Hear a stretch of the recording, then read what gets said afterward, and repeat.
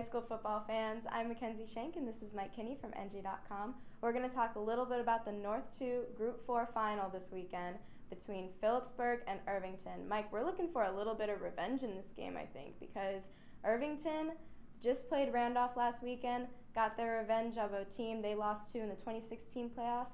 Can they do it again this weekend against Phillipsburg, who they lost to last year? They lost a heartbreaker to Phillipsburg last year, too. 21-20 was the final. So, not only was it heartbreaking, but it was heartbreaking down to the very last second and something they've been thinking about all year long. Can they?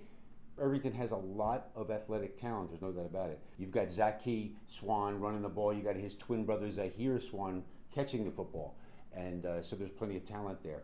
Can they do it against a Phillipsburg team, though? Here's the thing about Phillipsburg. Those guys who won 21-20 last year, many of them are back, including quarterback Jack Staggert and including running back Joe Green.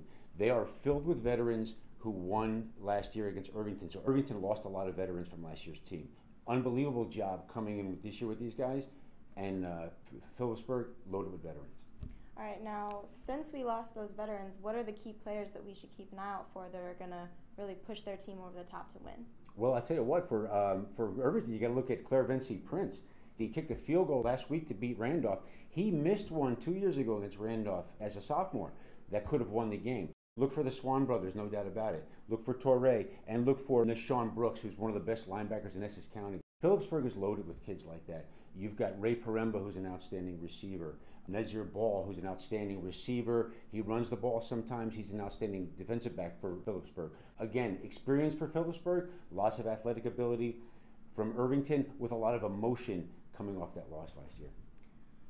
All right, well, speaking of emotion, Phillipsburg is supposed to be a pretty crazy place to play. All those wild fans getting crazy, getting riled up. Do you think that can throw Irvington off their game a little bit? It can a little bit. Maloney Stadium is one of the coolest places to see a football game in New Jersey. It's going to be packed. The band's going to be there playing up. Great situation, great adrenaline rush for both teams.